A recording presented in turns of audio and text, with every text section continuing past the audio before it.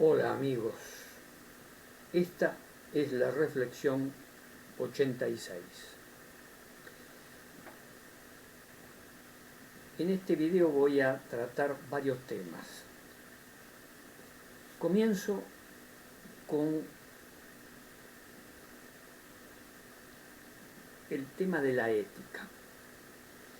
Yo señalo en todas mis reflexiones que me baso en un axioma ético que consiste en no dañar, en especial a otro ser humano.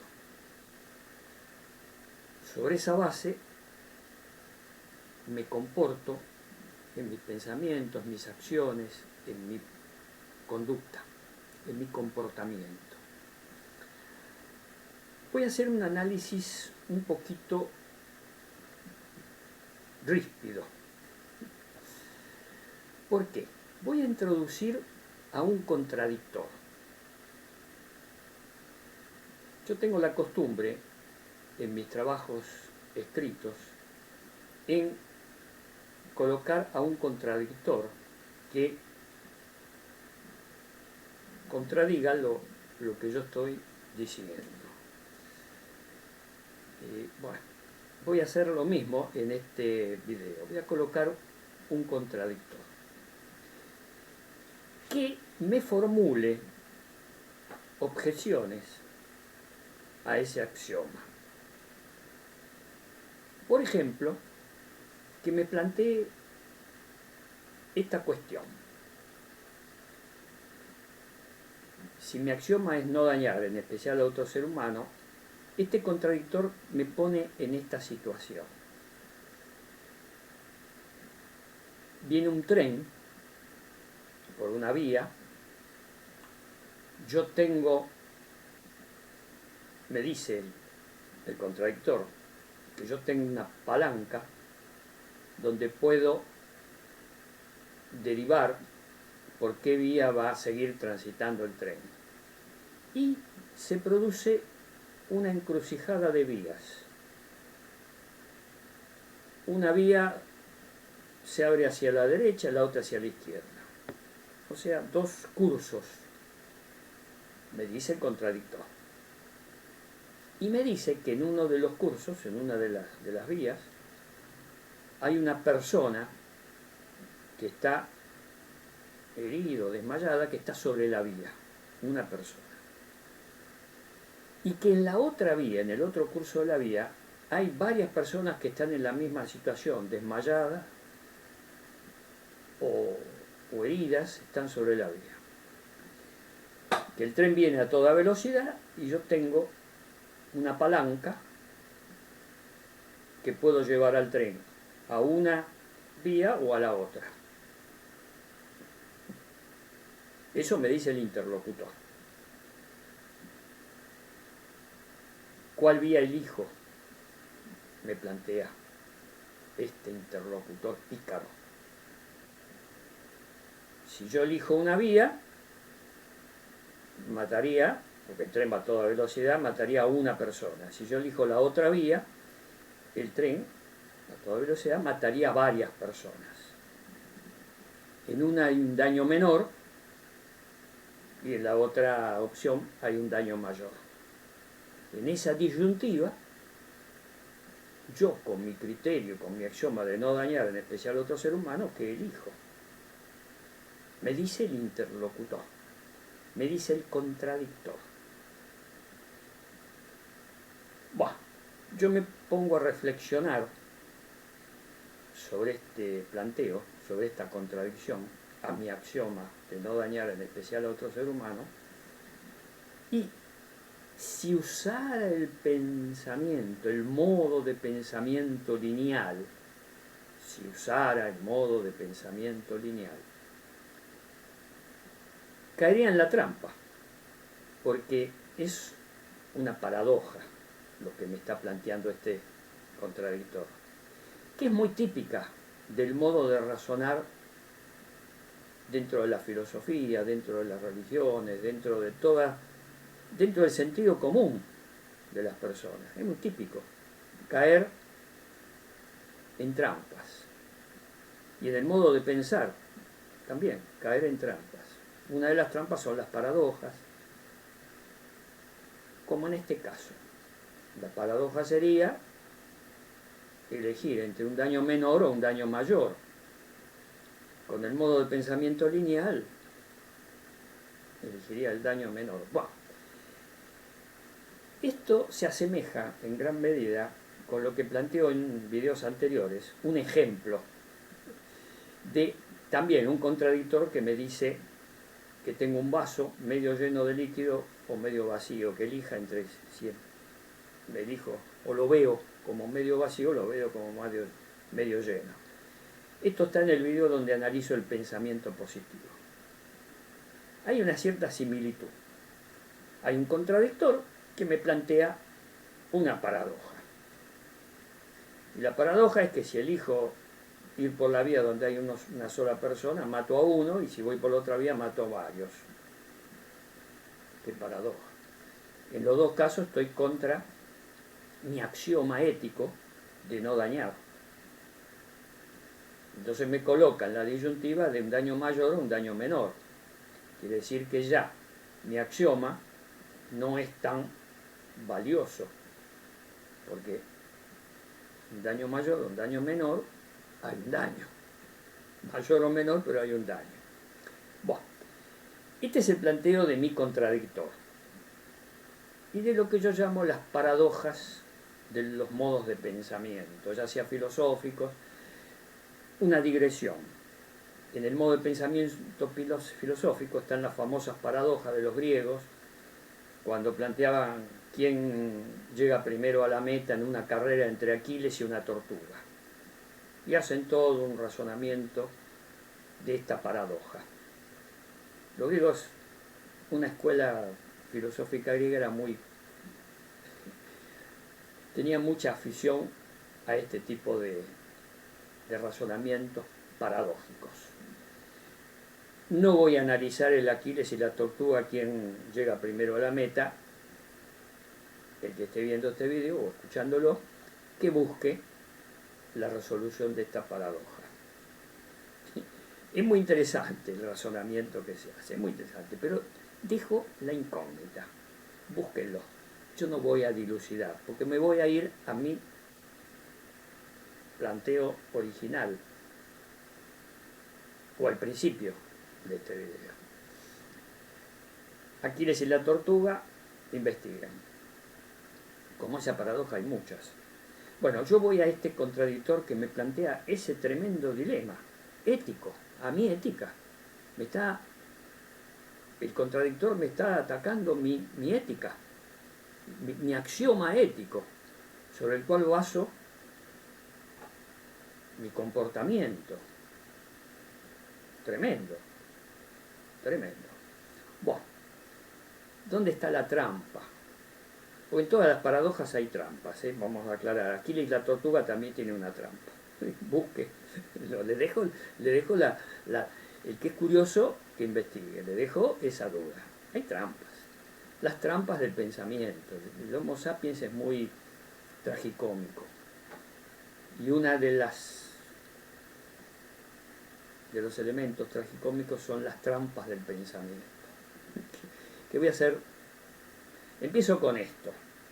Este video lo voy a llevar al contradictor que ataca mi axioma.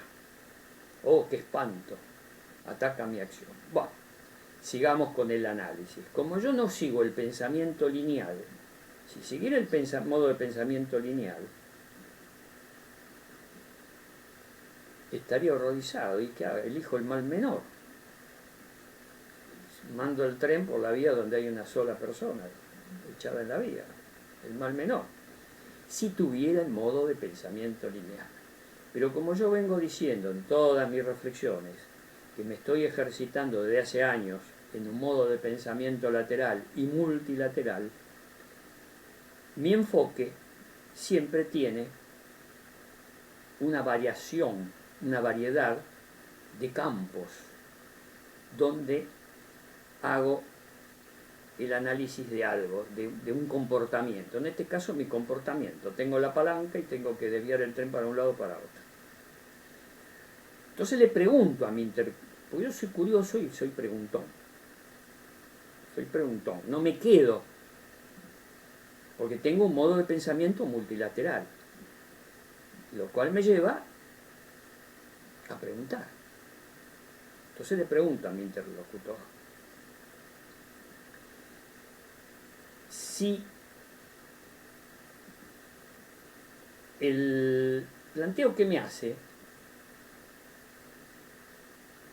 es real o es imaginación, es ficción.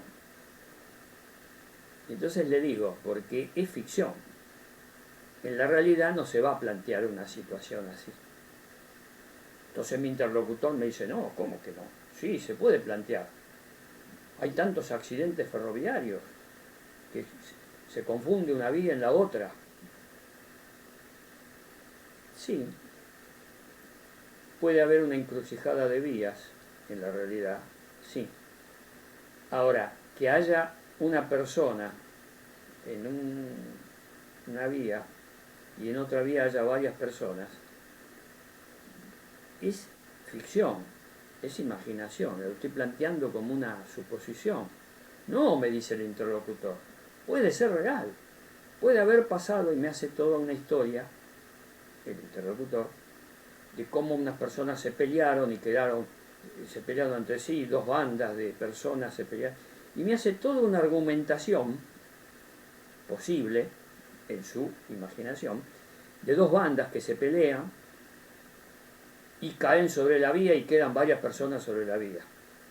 Entonces yo le pregunto, yo sí preguntó, le pregunto, ¿y esas dos bandas que se pelean, justo se fueron a pelear sobre una vía? ¿Por qué no se pelearon fuera de la vía, en el campo? Es muy incómodo pelearse sobre una vía. Entonces mi interlocutor se empieza a poner nervioso y me dice, no, lo que pasa es que la banda más numerosa venía persiguiendo a la otra banda menos numerosa. Cuando llegan sobre la vía, se produce la batahola y la lucha. Y caen heridas, lastimadas, incluso muertas, porque son bandas muy belicosas, caen varios. Eso es posible, me dice el interlocutor. Entonces yo le digo, podría ser posible. Pero yo me pregunto, le digo al interlocutor, esas bandas que se van peleando, justo se encuentran sobre la vía. Sí, me dice el interlocutor ya bastante nervioso por tantas preguntas. Sí, porque la vía, como una vía tiene, bueno, los rieles son elevados, las bandas que venían corriendo, perseguidos por la banda más numerosa, tropiezan con el riel elevado y se caen. Ah, tropiezan. Sí, es posible. Van corriendo, mirando para atrás, que ya están cerca los otros que los están persiguiendo y no ven que hay unos rieles y tropiezan y se caen.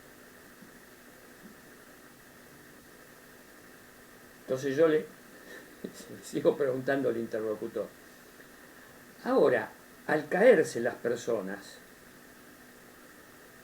y sentir que a lo lejos viene un tren, porque ese es el planteo que me está haciendo el interlocutor, es que viene un tren. Se oyen las sirenas del tren a lo lejos. Al sentir las sirenas y volver que había un tren, y al caerse sobre la vía porque tropiezan, porque los rieles están sobre un poco más alto del nivel del suelo, tropiezan, se caen. Esas personas, ¿por qué no se mueven? Un poquito que se muevan, salen de los rieles y de la ruta del tren. El interlocutor ya se pone nervioso, tantas preguntas. Dice, no, lo que pasa es que tropiezan, se caen, golpean la cabeza y quedan desmayadas sobre los rieles. Ah, sí, podría pasar. Entonces yo le pregunto al interlocutor, ¿y por qué los compañeros que están huyendo, al ver que se cae y que se desmayan, no simplemente lo arrastran y lo sacan de la vía? El interlocutor ya muy nervioso, me dice, no, porque los compañeros estaban escapando, entonces no miran para abajo y ven que se cae el compañero que estaba huyendo. Ah, puede ser, puede ser. Entonces, le digo yo, ya con tantas casualidades, ¿no? Porque ya se da un cúmulo de casualidades. Le digo a mi interlocutor, los que van huyendo de la banda que los va persiguiendo, ¿están cerca o lejos una banda de la otra? Y el interlocutor, ya muy nervioso, me dice, ¿qué tiene que ver eso? ¿Están persiguiéndolo? Sí, tiene mucho que ver. Porque una cosa es si la banda que está, la banda más numerosa que los está persiguiendo, está cerca, muy cerca, están encima, o están a cierta distancia, 10, 20, 30 metros. La banda más pequeña viene huyendo. Y habría que ver a la velocidad en que van corriendo si a lo mejor se van distanciando de la banda perseguidora. No, me dice el interlocutor ya muy nervioso. Están encima, los están por caer sobre ellos, están a pocos metros, encima. Ah, le digo yo, están encima. Y si están encima, la banda que persigue y ver que se cae el enemigo desmayado, ¿por qué no lo saca de la vía y, si es muy belicoso esa banda, hay mucho belicismo entre las dos bandas, bah, me está viniendo carraspera porque es tan ridículo todo este planteo, es tan absurdo, porque yo podría continuar hasta el infinito con mis preguntas al interlocutor contradictor. Claro, le podría decir, bueno, si la banda está encima y tiene mucho odio y ve que se cae sobre el riel desmayado, lo saca del riel y lo mata, porque tiene mucho odio. Dejarlo, sigo con mis interrogantes, dejarlo sobre el riel y la banda que es más numerosa, dejarlo sobre el riel y pasar por encima del caído, con el riesgo de que tropezar ya con un bulto más alto, porque hay un bulto más alto, le digo a mi interlocutor. Está el riel, que es un bulto de 10, 15, 20 centímetros, más el cuerpo del caído, ya es más alto. Pasar por encima ya tiene que pegar un salto. Buah. El contradictor ya está exasperado. ¿Por qué? Porque se da cuenta que yo voy a seguir con mis preguntas de manera indefinida. Porque una respuesta me trae a otra pregunta y otra me trae a otra pregunta. Y voy analizándolo, el planteo, y lo voy llevando a una situación absurda, a una situación irreal. Porque con tantas preguntas, con tanta inquisición, valga el juego de palabras, el contradictor se siente torturado, vaya el juego de palabras, con tanta inquisición. Bueno, lo que quiero señalar con todo este relato, que cuando un ser humano, un Homo sapiens, utiliza un modo de pensamiento no lineal, puede hacer planteos muy distintos a los que se harían con un modo de pensamiento lineal. Modo de pensamiento lineal, el causa-efecto. Entonces, con el modo de pensamiento multilateral puede haber múltiples causas, múltiples efectos. Y depende. Depende de circunstancias. Depende del momento específico. Y aquí viene algo muy importante en el pensamiento multilateral, que es la ubicación específica en un espacio-tiempo. En el modo de pensamiento multilateral es fundamental la ubicación específica en un espacio-tiempo determinado, específico, para poder discernir distintas soluciones, porque puede haber varias soluciones al planteo.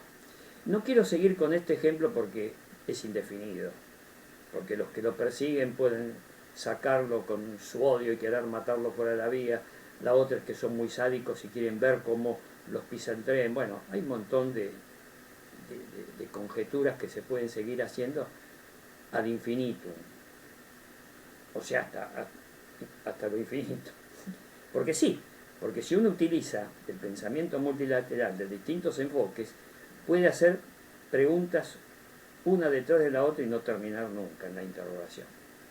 Por eso que es importante llegar, para tomar una decisión, en el pensamiento multilateral, ubicar en el espacio-tiempo en forma específica determinada. Aquí dejo la paradoja esta de la vía y vuelvo a la ética, a mi ética, al no dañar. Una conclusión de mi ética es que hay que aplicarla en un espacio-tiempo específico determinado. Y no caer en la trampa, porque es una trampa, del pensamiento paradojal, del pensamiento lineal y de las opciones. Porque la primera trampa, la digo ahora al final, es que en el planteo de la pregunta está la trampa. ¿Por qué necesariamente se me coloca en la opción? Esto de las opciones lo analizo en videos anteriores, el que le interesa, búsquelo. En la opción, cuando se plantea un problema y se dan opciones, que lo relaciono con la forma antigua, pedagógica, didáctica de enseñar los profesores, que todavía se aplica, y haciéndole, tomando un examen al alumno y planteándole opciones, opción A, opción B, C, D, y el alumno elige el famoso solución en un examen a través de opciones, que yo tanto critico en videos anteriores. Las críticas que le hacían mis profesores cuando yo era estudiante, ¿por qué no opciones? ¿Por qué no hacían la pregunta y esperar la respuesta del alumno sin darle opciones? ¿Por qué? Porque la trampa está ahí, en la pregunta. La trampa está en dar opciones. ¿Por qué dar opciones? Me está induciendo a la elección de una de las opciones. Esa es la trampa del pensamiento lineal. La trampa es que tengo que elegir opción A, B, C, D. En este caso, de una vía o la otra, opción A o B. Esa es una trampa. ¿Por qué tengo que elegir entre opciones? No. Yo no voy a elegir entre opciones. Voy a buscar los distintos enfoques a través de distintos campos de investigación, de distintas ciencias y de mis propias razonamientos, análisis, deducciones, etc. Es múltiple el enfoque. No es una opción A, B, C o D. No. ¿Por qué? Puede haber E, F, J, H, I, infinidad de opciones puede haber. Colocarme en la disyuntiva de la opción, sean una o dos o varias, el colocarme en eso, al plantearme la pregunta en opciones, en forma de opciones, ahí está la trampa. ¿Por qué? ¿Por qué tienen que ser opciones? Este es el pensamiento clásico, el modo de pensar lineal y el sentido común general. Es así, la gente opta en el sentido común profundo de muchísimas personas. Se opta por lo menos malo, por lo que produce, bueno, se opta. Mi planteo, y con esto redondeo este video, porque voy a seguir con otro tema fundamental, que lo voy a analizar en otro video, no ahora, que es la cuestión del tiempo. Y como dicen los físicos teóricos, el espacio-tiempo. Lo voy a analizar en otro video, que es una secuela de esto que estoy planteando. En este caso, lo que quiero dejar especificado es huir de las opciones, del pensamiento lineal, huir y plantearnos las distintas alternativas, los distintos enfoques que una misma situación puede dar. Y en nuestro comportamiento, en lo que hacemos, en nuestro comportamiento. No caer en la trampa de la opción, elegir una cosa o la otra, o dos, tres, cuatro. Buscar más posibilidades. No la alternativa. Alternativa es una cosa u otra. Posibilidades es más amplio. Son distintos caminos, distintas posibilidades, distintas soluciones a un problema. Puede haber, buscar siempre más posibilidades, no la primera, la que nos inducen desde afuera. Y desde afuera, ¿cómo nos induce? Con la cultura. Por eso yo hablo en mis videos de que tendríamos, si fuéramos más sapiens, con más, multiplicar los sapiens, en lugar de ser homo sapiens, fuéramos homo sapiens, o 3, 4 sapiens, buscar un cambio cultural, y no estar determinados por la cultura subyacente, que está inducida, y en el fondo está el sistema capitalista, que nos induce constantemente a opciones, constantemente. El cambio cultural, para el que quiera cambiar, el que está cómodo, y ahí viene el tema del conformismo, el tema de la costumbre, acostumbrarse a algo, el conformismo, y esto uno se siente cómodo y sigue la corriente, y sigue. En un río, decían antiguos griegos, ¿no? Nadie se baña en el mismo río porque el río tiene un devenir. Lo digo en otro video donde analizo a fondo esto. Bueno, si hay un devenir, hagamos un devenir cultural. Cambiemos los hábitos y las costumbres culturales inducidas por un sistema. Si empezamos a cambiar hábitos y costumbres inducidas, y nos damos cuenta que estamos siendo inducidos, que estamos siendo llevados a través de opciones, una de las trampas es la comodidad y la inducción en la tecnología. Aparece una nueva tecnología que cambia y la anterior tecnología queda obsoleta y nos inducen a adquirir la nueva tecnología, y así el mercado del consumismo.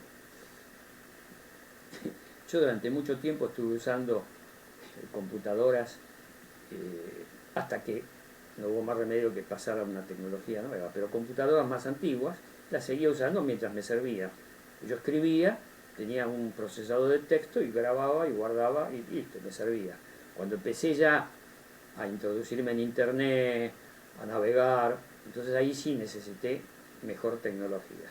Pero durante muchos años escribimos muchos textos míos a través de un procesador de textos con un sistema tecnológico antiguo.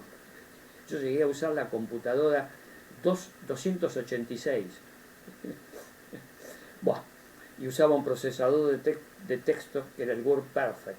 Estoy hablando muchos años atrás, 30 años atrás, casi 30 años atrás. Y usaba, y me servía, y escribía textos. Por supuesto, no navegaba en internet, escribía textos nada más. Me servía, y durante muchos años me sirvió ese procesador de texto, escribía y guardaba después el texto. Cuando ya tuve la necesidad de navegar por internet, tuve que pasar a sistemas cada vez más evolucionados, pero de acuerdo a mi necesidad. Pero mientras tuve la necesidad de escribir texto y guardarlo, usaba esa misma computadora. Y voy a este concepto. Usar lo que uno necesita. Y esto, voy terminando el video con este concepto y lo dejo abierto. Los famosos súper ricos. Ahora apareció un súper rico en la República Argentina que viene de ser súper pobre, el jugador de fútbol Tevez, del club Boca Juniors. Hace 2 o 3 días se presentó ante el Poder Judicial pidiendo y diciendo que la ley sancionada por el Congreso, por ambas cámaras, y publicada en el Poder Ejecutivo, bueno, ya es ley. La ley del aporte solidario, por única vez, de los súper ricos. La mayoría está aceptando la ley, la está cumpliendo. Pero hay unos 50, 100 cuando mucho, de 13.000, que ya se les venció el plazo y la mayoría se están acatando la ley. Pero hay unos 50, 100, que están presentando recursos ante el Poder Judicial alegando que la ley es inconstitucional. Bueno, un disparate total. Este jugador de fútbol famoso, de un club de fútbol famoso, lo menciono porque es un caso dramático. Un muchacho que viene de lo más pobre, de un barrio de emergencia muy pobre, que empezó a jugar al fútbol con mucha habilidad y empezó a ganar fortunas.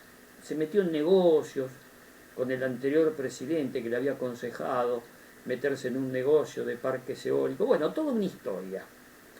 Este muchacho cambió su sentido común profundo y dejó de pensar como súper pobre que había sido, y ahora por solidaridad con sus orígenes de pobreza, ser solidario con sus de hace 10 a 15 años atrás, que no juntó la fortuna que juntó ahora jugando al fútbol, sus compañeros de una villa de emergencia, de pobres, de muy pobres, y que él fue con su habilidad para jugar al fútbol, ganó millones y millones y millones. Bueno, ahora se presenta ante el Poder Judicial pidiendo ser eximido del aporte solidario. No quiere pagar. Y en chiste, un dibujante muy chistoso puso no sé, que a lo mejor es lo que piensa este jugador de fútbol, puso un chiste diciendo, no, pero eso es injusto, es inconstitucional, porque los impuestos no pueden tener privilegios. ¿Por qué nosotros vamos a tener privilegio y el impuesto es para todos por igual? Es un chiste que puso un dibujante. Pero es interesante, porque a lo mejor piensa algo así este jugador, y lo nombro porque realmente repugna a mi sentido común, me repugna que alguien que vino de la pobreza ahora haya cambiado tanto su forma de pensar, su manera de pensar y su sentido común profundo, ahora que es súper rico, le importa 3 pitos, una expresión en la República Argentina muy común, no le importa dar algo de esa fortuna enorme que cosechó. Claro, la cosechó con su esfuerzo, la meritocracia, jugando al fútbol.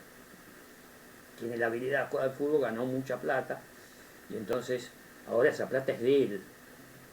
Y no puede dar nada, una pequeña parte, porque es ínfima. Es un aporte solidario por única vez, tendría que ser un importe, un impuesto definitivo. Todos los años los súper ricos tendrían que pagar ese impuesto. En mi lógica, en mi sentido común, en mi modo de pensamiento, que no es el de este jugador. El de este jugador no, se siente dañado a su derecho constitucional, a la propiedad, es confiscatorio, está contra la Constitución, ese aporte solidario. Presentó ante el juez. Bueno, todos estos individuos que están presentando, individuos e individuas, parece que las herederas, los herederos, la mayoría son mujeres, del otro jugador de fútbol famoso que falleció hace poco, Maradona. La sucesión de Maradona también se presentó ante el Poder Judicial pidiendo ser eximidos de ese pago del aporte solidario. La mayoría de los que se presentaron, creo que son 5, la mayoría son mujeres, hijas de Maradona. Maradona, el famoso jugador de fútbol. Cuando en vida, Maradona, en vida, ya había sido sancionada esta ley, había dicho que sí, que le parecía lógico y que él iba a aportar. Él, quiere decir que los herederos de Maradona no quieren cumplir un deseo, que está en video, está comprobado, que Maradona quería aportar. Maradona tenía una forma de pensar distinta a la de este jugador. Estoy dando nombre porque me repugna estas actitudes de estas personas. Está muy mal, muy mal. Bueno, como Tevez y como los herederos de Maradona, las herederas, que son mayoría mujeres, contradiciendo lo que pensaba expresamente Maradona de que sí que quería aportar ese impuesto, ellos no, presentan ante el Poder Judicial. No digo ante la justicia porque en otros videos distingo entre Poder Judicial y justicia. La justicia, bueno, espero que los jueces que intervengan den por desistido de esto, que no les dé, ni siquiera vaya a juicio, porque es tan absurdo. Aparte es una ley que es perfectamente constitucional. Bueno, vamos a ver qué dicen los jueces. Pero lo planteo esto como ejemplo de todo lo que vengo diciendo en mis últimos videos. Cómo las personas actúan en función de sus pensamientos.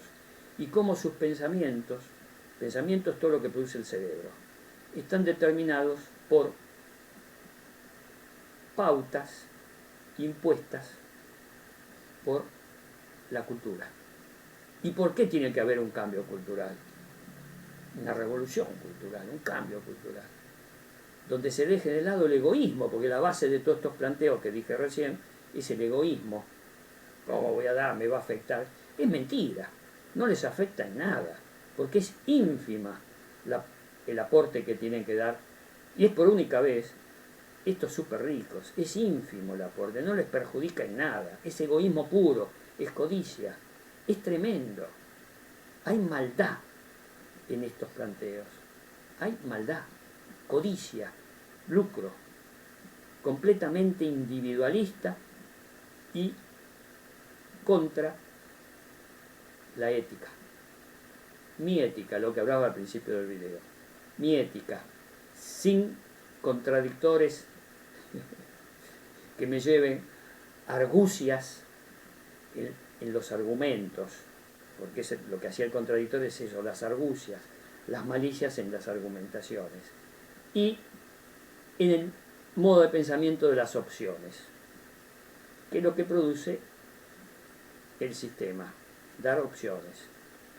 Esta gente que está planteando ante el Poder Judicial eximirse del pago del aporte solidario, que es ley, con argucias, con argumentos falsos. ¿En qué les va a afectar a estos súper ricos una ínfima parte por única vez? Es absurdo. Sin embargo, se plantea. Por eso que es muy difícil el cambio cultural. Es muy difícil, pero muy difícil. Lo voy a seguir planteando por un tiempo, la hipótesis, porque es una hipótesis mía del cambio cultural. Voy a dar herramientas de cómo se podría producir a través de la tecnología, usando la tecnología actual. Pero muy difícil, porque las personas, el Homo sapiens, tiene arraigado una cultura que es milenaria, porque el capitalismo ¿de dónde viene? De pobres y ricos, y hace 5.000 años que venimos viendo que en la sociedad que plantea el Homo sapiens hay pobres y ricos. Lo digo en otros videos. Amos y esclavos, señores en la Edad Media y siervos de la gleba. Cuando empezó el capitalismo industrial, fábricas explotando a trabajadores, pagándoles un salario irrisorio que a gatas servía para cubrir sus necesidades básicas y trabajando 16 horas por día. Bueno, gracias al esfuerzo de la lucha de los trabajadores por conseguir mejoras, bueno, se llegó a una situación donde la mayoría de los países, no digo la mayoría, muchos países está regulado la cantidad de horas de trabajo, regulado que no tiene que haber trabajo infantil, bueno, etcétera. Pero sigue habiendo pobres y ricos, y la brecha, que es la desigualdad, es mayor, cada vez mayor. Termino este video planteando y dejando en suspenso problemas que voy a tratar en otros videos, lo que ya adelanté, la cuestión del espacio-tiempo. Lo voy a tratar en otros videos. Pero ahora termino este video con estos ejemplos de la vida cotidiana. Y ejemplos de acá, que pasa en la República Argentina, que son claros y evidentes. Lo que dije en los últimos minutos. Bueno, amigos, será hasta la próxima reflexión. Chao.